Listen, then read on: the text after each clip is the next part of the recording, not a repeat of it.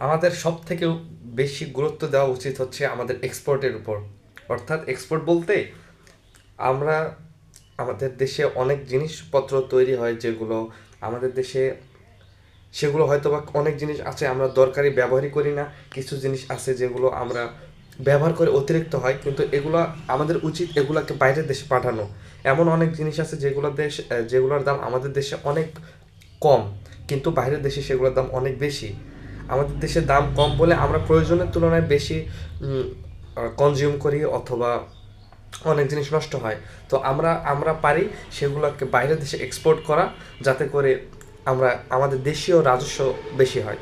তো এটা আমাদের খুব করা উচিত, এবং আমাদের সরকার এবং আমাদের যারা যুবক আছে আমাদের বেশি বেশি করে এই এই জিনিসটা নিয়ে পড়ালেখা করা দরকার। আর এইটা অসম্ভব কিছু না।